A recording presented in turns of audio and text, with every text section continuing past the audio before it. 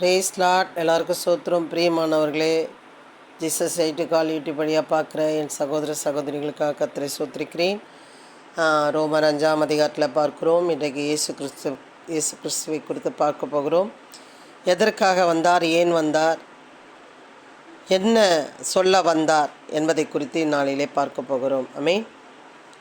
அப்படி இருந்தும் மரணமானது ஆதாம் முதல் மோசே வரைக்கும் ஆதாமின் மீறுதலுக்கு ஒப்பாய் பாவம் செய்தவர்களையும் ஆண்டு கொண்டது. அந்த ஆதாம்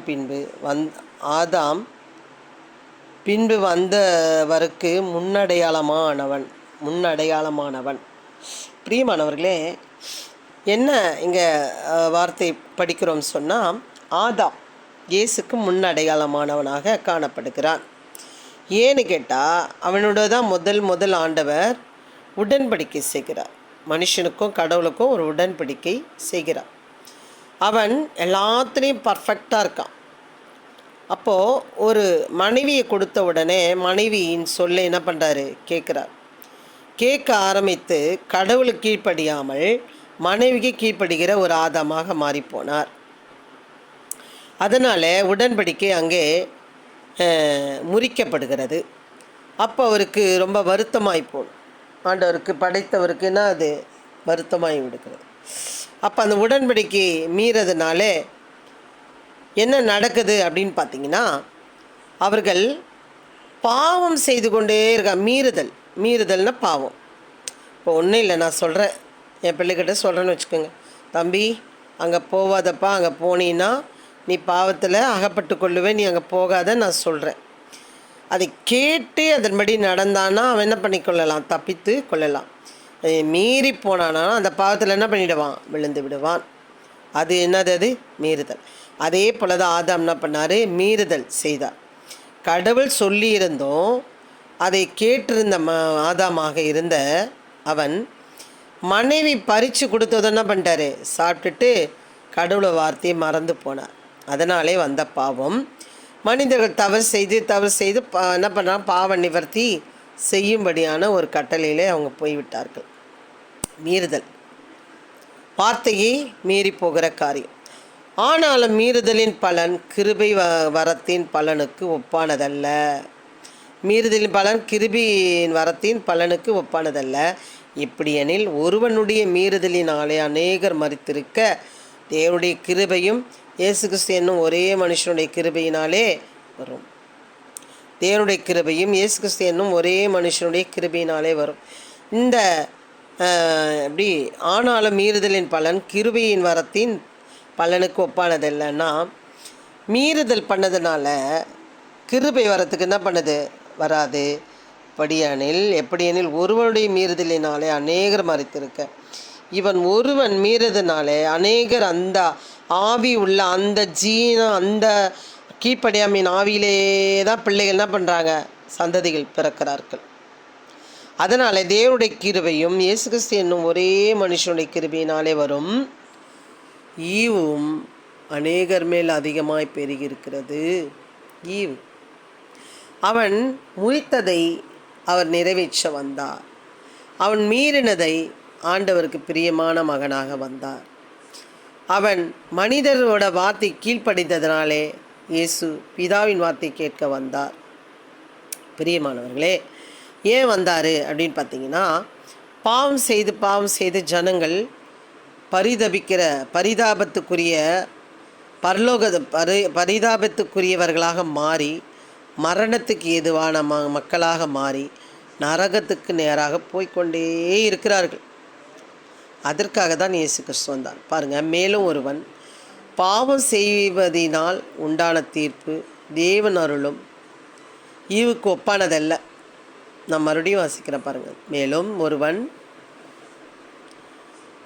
ஒருவன் பாவம் செய்வதினால் உண்டான தீர்ப்பு தேவன் அருளும் ஈவுக்கு ஒப்பானதல்ல. பாவம் செஞ்சான்னா அதுக்கு உண்டான தீர்ப்பு தேவன் அருளும் ஈவுக்கு ஒப்பானதல்ல. அந்த தீர்ப்பு ஒரே குற்றத்தின் நிமித்தம் ஆக்கினைக்கு ஏதுவாக இருந்தது.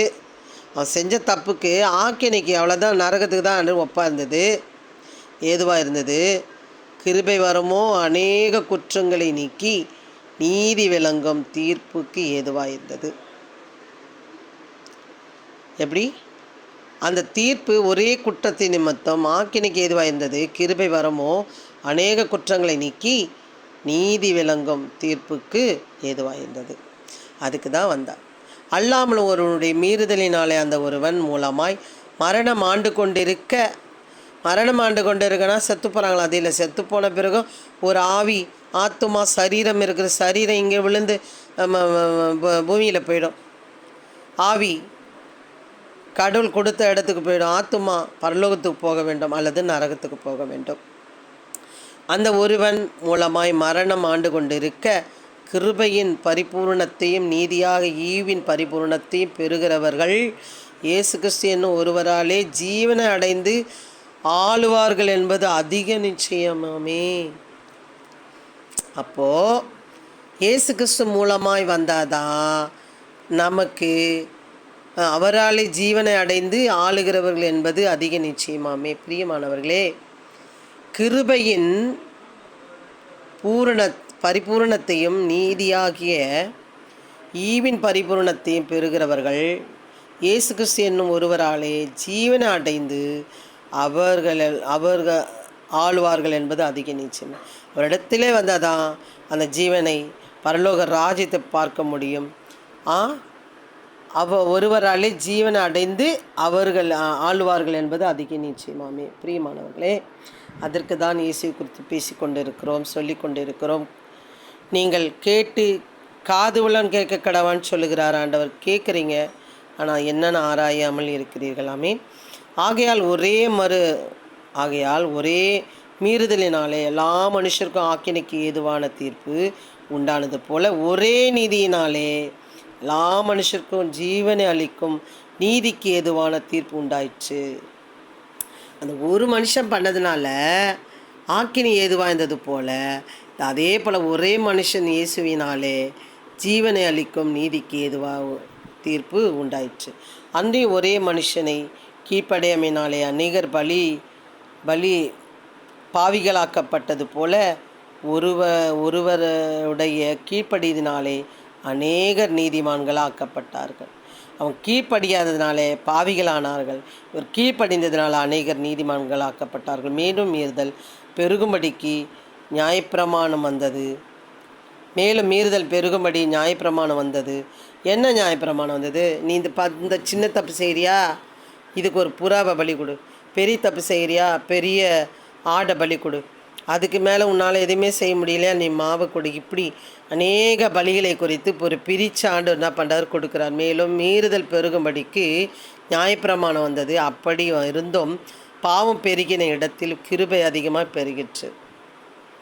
என்ன கிருபைனா இறக்கப்பட்டுட்டார். என்ன பாவம் செஞ்சுட்டே இருக்காங்களே, இவங்களை எப்படியாவது காப்பாற்றணுமேன்னு சொல்லி அங்கே என்ன பண்ணிட்டாரு, பாவம் பெருகின இடத்துல கிருபை அதிகமாக பெருகிற்று. அதனால் பாவம் மரணத்துக்கு ஏதுவாக ஆண்டு கொண்டது போல கிருபையானது நம்முடைய கர்த்தராகிய இயேசு கிறிஸ்துவின் மூலமாய் நீதினாலே நித்திய ஜீவனுக்கு ஏதுவாக ஆண்டு கொண்டது.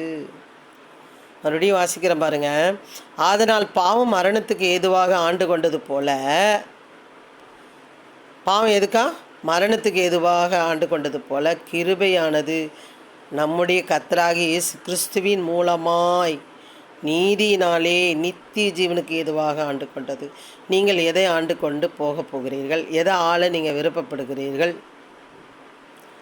பாவம் மரணத்துக்கு நரகத்துக்கு ஆண்டு கொள்ள போகிறீர்களா, அல்லட்டா நித்திய ஜீவனுக்கு ஏதுவாக ஆண்டு கொள்ள போகிறீர்களா? அது இயேசு கிறிஸ்து மூலமாய் நீதினாலே நித்திய ஜீவனுக்கு ஏதுவாக ஆண்டு கொண்டது. நீங்கள் எதை ஆண்டு கொள்ள விருப்பப்படுகிறீர்கள்? இது உங்களுக்கு நிறைய பேருக்கு தெரியாது. அதனால தான் பைபிளை நான் எடுக்கிறேன். நீங்கள் யோவான் 5ஆம் அதிகாரத்தை நீங்கள் எடுத்து வாசிக்கலாம், ஃபுல்லாக வாசிக்கலாம், மற்றவர்களுக்கு சொல்லலாம். புறஜாதிகள் தயவு செய்து நேரம் ஒதுக்கி பாருங்கள். கர்த்தர் உங்களை ஆசீர்வதிப்பார். லைக் பண்ணுங்கள், உங்களுக்கு பிடிச்சிருந்தா கமெண்ட் பண்ணுங்கள், சந்தேகம் இருந்தால் கேளுங்க. இந்த ஜீசஸ் சை டு கால் யூடியூப் சேனலுக்காக ஜெபம் பண்ணுங்கள். எங்கள் ஊழியங்களுக்காக ஜெபம் பண்ணுங்கள். கர்த்தர் உங்கள் குடும்பத்தை ஆசீர்வதிப்பாராக. ஆமென். God bless you. ஆமென். அல்லேலூயா.